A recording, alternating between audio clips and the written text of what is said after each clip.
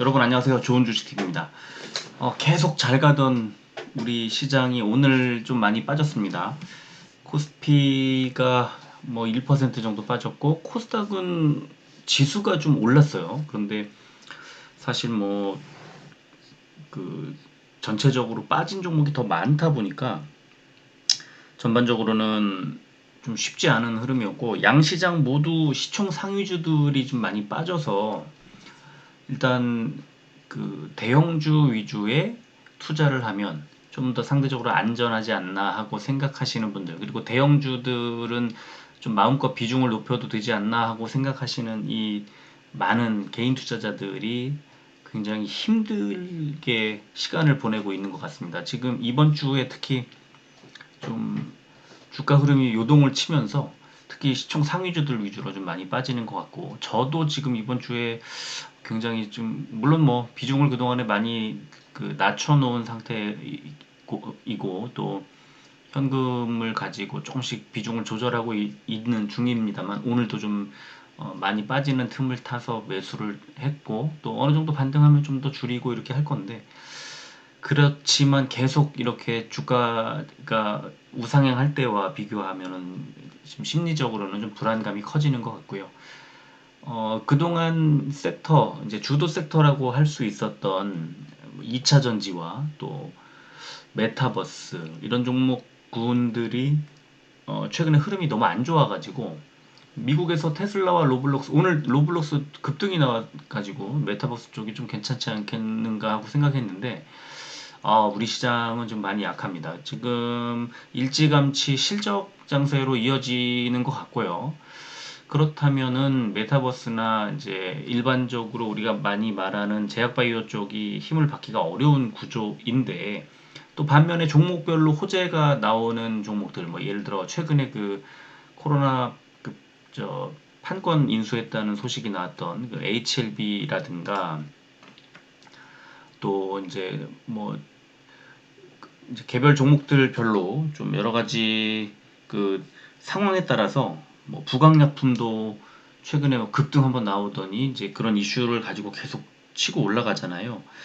그리고 뭐 한국 BNC 같은 종목 뭐 무섭게 진짜 질주를 하는 그런 그 상황이고, 또 바이오니아 이런 종목도 지금 뭐 엄청나게 시가총액을 불려나가고 있는 그런 어, 상황인데, 그러니까 이 일정 특정 종목들은 그런 실적이나 이런 것들에 관련 없이 그냥 막 질주합니다. 그런데 실적이 이렇게 뒷받침되지 않으면서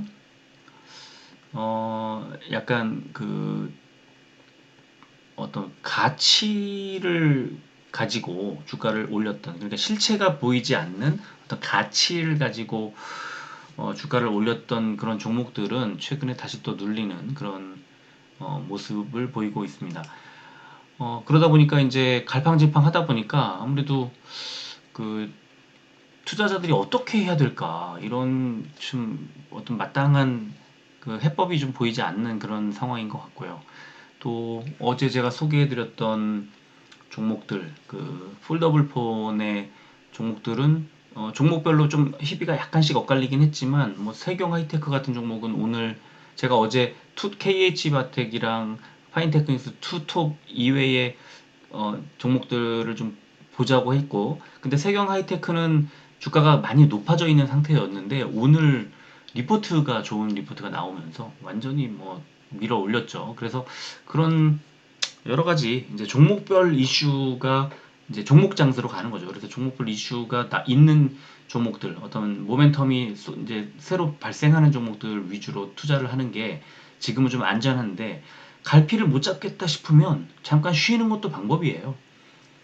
현금을 늘려놓고 뭐 선명하게 내가 이제 보고 있던 종목이 어떤 눈에 확 들어오는 그런 상황에 좀 강한 비중을 실어서 그 살 수 있는 그런 이제 어떤 여건을 만들어 놓는 거죠. 그러면은 현금을 많이 갖고 있으면 결국에 뭐 주가가 많이 빠졌을 때 사도 되고, 저는 이제 오늘 같은 경우에는 뭐 2차 전지주들 빠져서 길게 볼 때 2차 전지가 뭐 이대로 계속 무너지는 거 아니라면 전 굉장히 단기적으로 반등이 바로 나올 거라고 봅니다만, 그래서 이제 약간 그렇지만 또 더 빠질 수도 있잖아요. 그래서 왕창 늘리기보다는 조금씩 조금씩 떨어질 때마다 조금씩 조금씩 늘려놓는 뭐 그런 방식을 쓰고 있고요. 좀 셀트도 지금 셀트 삼형제도 헬스케어를 지금 조금씩 조금씩 이제 늘려가고 있는데 오늘도 빠지면 좀 사는 거죠. 조금씩 사는 거예요. 계속 사는 거고 또 오늘 저 포스코 그 배당금이 또 입금이 됐죠. 그래서 그런 배당금도 그냥 공짜로 생긴 것 같은 기분이 드니까 그런 배당금 활용해서 또 추가로 더 매수를 하고 뭐 그런 거죠. 포스코 배당금 받아서 포스코를 사려고 원래는 마음을 먹었습니다만 오늘 공교롭게도 2차 전지가 빠지는 바람에 2차 전지주를 또 좀 추가로 매수하는 그런 하여튼 여러 가지 전략을 써보고 있는데 뭐 그렇게 뭐 나쁘다고 말할 순 없고요. 그렇지만 이렇게 이제 최근에 주도 섹터로 좀 갈아타시려고 마음 먹거나 갈아타고 있는 분들은 좀 당황스러운 한 주를 보낼 수 있겠다 이런 생각이 들더라고요. 자, 오늘 우리 시장은 코스피 371 종목이 올랐고 472 종목이 빠졌습니다. 0.97%가 내렸고요. 코스닥은 610 종목이 오르고 698 종목이 빠져서 0.12%가 올랐습니다. 그러니까 하락한 종목이 더 많은데 지수가 올랐다는 건 시총 상위주들이 좀 많이 잘 갔다는 건데요. 지금 대형주보다는 시총 대형주보다는 그 바로 밑에 있는 종목들의 흐름이 조금 더 나았다. 그렇게 보시면 되고요. 코스피는 기관이 오늘 1조 거의 5천억 원어치를 팔았고요. 코스닥은 외국인 기관이 다 팔았습니다. 코스피에서 외국인이 좀 매수가 들어왔다는 게 조금 위안이고요. 코스피는 어제 미국의 민간 고용지표 부진 등 해외 증시의 혼조세 영향으로 하락 출발한 이후에 장중에 4일 연속 상승에 따른 차익 실현 매물 출회 및 원화 약세 전환 등으로 기관과 외국인들의 동반 매도세가 나오면서 하락 마감했다. 이런 코멘트 나왔고 코스닥은 어제 미국 나스닥 지수의 강세 영향으로 약보합 출발을 했는데 장중에 등락을 거듭하다 개인들 매수세가 들어오면서 상승 마감했다는 코멘트가 나왔습니다.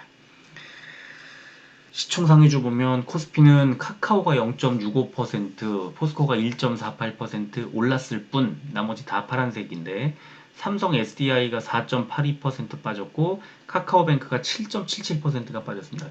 카카오뱅크는 이제 스스로 빠졌기 때문에 셀트리온이 다시 10위로 다시 시총 올라갔고요. 삼성전자와 하이닉스도 1%대 하락을 했습니다. 코스닥은 HLB가 지금 코로나 백신 판권 인수한 얘기 나온 이후에 근데 그렇게 이렇게 밀어 올릴 만한 이슈인가 이게 나온 지가 벌써 한 2주 가까이 되는데 어쨌든 많이 지금 들어와서 시총 2위까지 에코프로비엠까지 제쳤습니다. HLB가 많이 올라가는데 이게 또 하나의 상징적인 것 같이 느껴지는 게 2차 전지 그동안 많이 올랐거든요. 주도 섹터였거든요. 이 주도 섹터가 바이오 쪽으로 좀 더 바뀌는 게 아닌가 하는 생각이 좀 들고요. 바이오니아도 15위로 시총 15위로 올라왔고 이 자리를 지켰던 천보는 17위로 미끄러져 내려갔습니다. 오스템 임플란트가 16위 지키고 있고요. CJENM도 빨간불. 지금 엔터주들 좋은데 뭐 스튜디오 드래곤 빠져도 기껏해야 0.69% 빠졌으니까 오늘 흐름이 나쁘지 않았고 오늘 흐름이 안 좋았던 것은 LNF 마이너스 4.75% 그죠? 에코프로비엠 마이너스 3.35% 2차 전지주들이 좀 많이 안 좋았습니다. 그리고 코스피 의약품 상승 종목 보면 부강약품이 5.25% 올랐고 JW 중해제약이 4.08%, 이현제약과 동화약품이 3%대 올랐고요. 빠진 종목은 진원생명과학이 거의 7% 가까이 빠졌고 신풍제약과 신풍제약 우선주, 국제약품이 2%대 하락했습니다. 코스닥 제약 종목 오른 종목은 한국 BNC와 국전약품과 프레스티지 바이오로직스가 17%대 올랐고요. 에이벨바이오가 9%대 올랐습니다. 빠진 종목은 애니젠이 6%대 빠졌고 바이젠셀이 5.57% 빠졌고요. 나이백이 3%대 하락했습니다.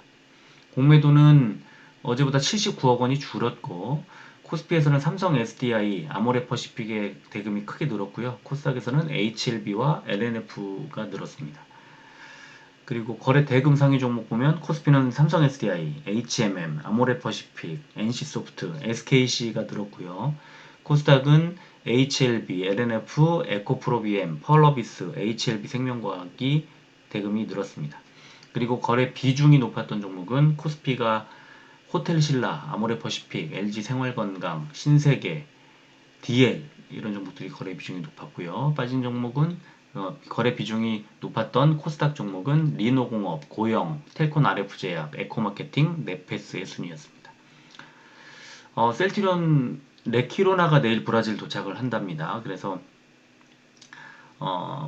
1일날 한국에서 출발한 3,500개 분량 레키로나가 3일날 브라질에 도착을 하고, 그래서 이미 그 민간 병원들을 상대로 치료제 사용에 대한 협상도 강화했다는 것, 그리고 일단 그 반입 절차가 15일 정도 걸리기 때문에 9월 말쯤에 한 1,200명 정도 환자에게 제공될 걸로 예상이 되고, 아직 약가가 책정되지 않았다는 소식. 그리고 지금 코로나19 확진 환자 중에 성인 고위험군 경증 환자, 중등증 환자를 대상으로 레키로나의 긴급 사용을 승인했다는 소식도 나왔죠. 그래서 현지 의료계에서도 기대가 굉장히 높아지는 분위기라는 의사 인터뷰도 나왔습니다. 그리고 브라질 셀트리온 헬스케어의 수석 비즈니스 매니저가 코로나 바이러스로 인한 입원을 줄이기 위해서 레키로나 사용하는 거 중요하다. 그래서 이제 브라질과 인도네시아에 이어서 미국과 유럽 진출도 임박했다. 임박했다는 소식이 좀 오래전부터 나오기 때문에 좀 지치게 하는 그런 느낌은 있는데, 지금은 진짜 임박한 것으로 보입니다. 그래서 미국 식품의약국과 긴급 사용 승인 신청을 위한 사전 미팅을 수차례 진행을 했고, 결국에 4분기쯤부터는 미국 진출이 이루어지지 않겠느냐 생각이 들고요. 그리고 유럽에서는 정식 허가를 10월 이전, 아마 이르면 9월 말, 좀 늦어지면 10월 초쯤에 받을 수 있지 않을까 하는 예상도 많이 나오고 있습니다.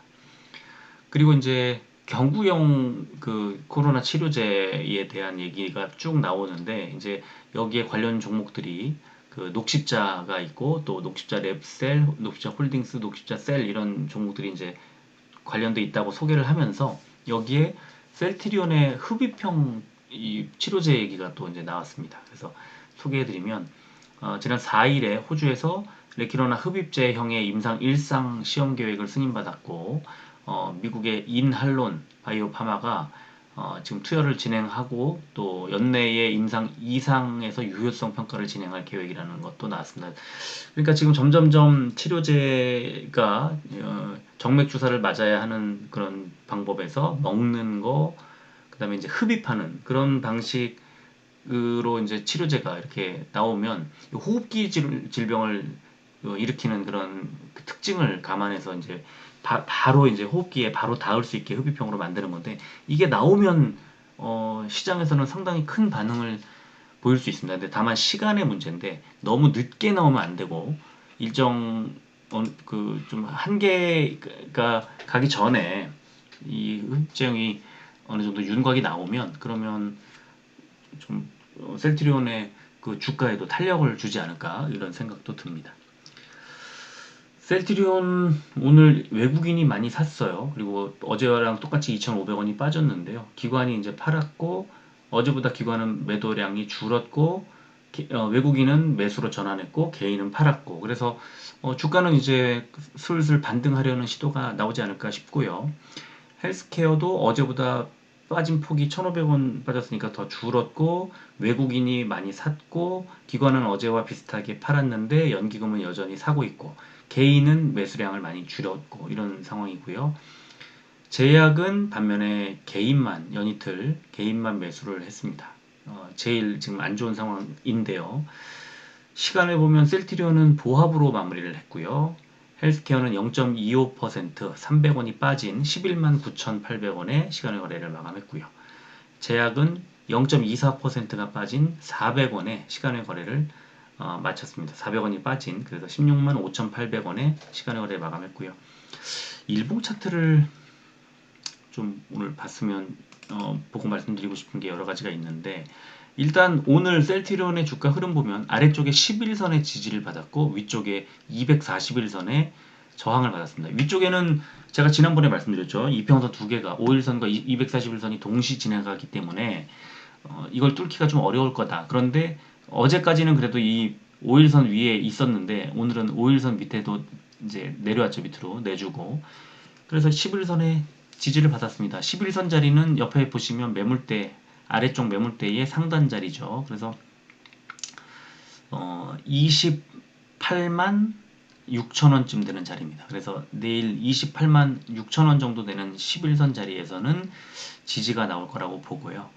그리고 올라가게 되면 이제 매물대가 아니라 위쪽에 있는 이동평균선 241선의 저항 29만 2천원 정도 되는 자리에서의 저항이 나오지 않을까 싶고, RSI 지표가 이제 50포인트대로 빠졌습니다. 이제 어떤 과매수 구간, 과열되는 구간 이런 것들은 다 해소가 많이 됐고요. 뭐 그런 구간 자체가 별로 없었죠. 그리고 이제 아래쪽에 거래량을 보면 지금 빠지고 있는 상황에서 이 거래량이 어제하고 좀 비슷한, 약간 늘었습니다만, 그리고 주가가 빠질 때 이렇게 위아래 꼬리가 거의 비슷하게 달리게 되면 이거는 상승 전환, 그러니까 상승이든 하락이든 어떤 추세의 전환을 말한다고 말씀을 드렸었는데, 이제 이 정도에서는 상승 전환하지 않겠느냐 하고 생각이 들고요. 그리고 셀트리온 헬스케어의 일봉 차트를 보면 역시 11선에 이제 지지를 받았고, 위쪽에서는 매물대에 이 맨 위에 있는 매물대 긴 거, 이 매물대에 저항 받았습니다. 오늘 윗꼬리가. 그래서 이제 주가가 빠지면 그 아래쪽에 있는 21선 부근까지 갈 수도 있다. 11만 8천원대 정도에서 지지를 받을 가능성이 있고, 올라가게 되면 오늘 부딪혔던 매물대 상단 12만 2천원 정도 되는 자리에서 다시 저항을 받을 가능성이 높고요. 셀트리온 헬스케어는 RSI 지표가 50포인트대 초반이기 때문에 뭐 매수가 들어와도 전혀 이상하지 않은 구간이고, 지금 거래량이 5일 연속으로 계속 줄고 있습니다. 주가는 하락세를 그리고 있는데 거래량이 줄고 있기 때문에, 이렇게 주가가 하락세를 그리고 있는데 거래량이 준다는 건 더 이상 팔 매물이 많이 안 나오고 있다는 거죠. 그래서 이럴 때도 상승 전환의 신호로 받아들이기도 합니다. 그리고 제약을 보면, 제약은 조금 이제 수급이 안 좋았는데, 제가 볼 때는 여기서 아래쪽 21선 부근까지 좀 빠지지 않을까 싶어요. 16만 한 2,500원쯤 되는 자리인데요. 오늘 빠진 만큼 빠지면 그 정도 주가가 되나요? 그럼 21선 부근에서 지지를 좀 받지 않을까? 16만 한 2천원대, 한 16만 3천원 부근에서 지지를 받지 않을까 하는 생각이 들고요. 그리고 올라가게 되면 위쪽에 있는 매물대 17만원, 17만 한 500원 정도 되는 자리에서 저항을 만나지 않을까 싶습니다. 지금 현재 일봉 차트로만 보면 셀트리온 헬스케어가 좀 제일 나은 것 같고요. 제약하고 셀트리온은 약간입니다만 주가가 하락세에 있고, 오늘 이제 주가가 더 크게 빠졌는데, 뭐 크게 빠진 건 아닙니다만 2% 정도 빠졌는데 거래량이 늘었다. 거래량이 동반되면서 하락을 했기 때문에 약간 더 추가 하락에, 특히 제약의 경우에는 추가 하락에 기미가 좀 보이고, 셀트리온 헬스케어는 좀 돌아서려는 그런 어떤 모양을 그리고 있다는 거 말씀을 좀 드리겠습니다. 지금 시장이 최근에 계속 좋았는데요. 어쨌든 지금 아직은 안정세를 찾은, 뭐 완전히 상승 추세라거나 뭐 어떤 특정 패턴이 딱 박힌 그런 구간은 아니고요. 제가 볼 때는 조금 더 출렁출렁 할 수 있기 때문에 아주 큰 비중을 실어서 매수를 하기보다, 그리고 특정 어떤 섹터에 몰빵을 하기보다 분산하고 또 철저하게 분할 매매를 하고 하는 등의 방법으로 약간 보수적인 그 투자를 하시는 게 좀 좋지 않을까. 마음이 놓이잖아요. 걱정이 덜 되고. 그래서 그런 것들을 감안할 때는 일단은 좀 보수적인 방법으로 당분간은 접근을 하는 게 좋지 않을까 싶습니다. 자, 오늘은 여기까지 하겠습니다. 끝까지 들어주셔서 고맙습니다.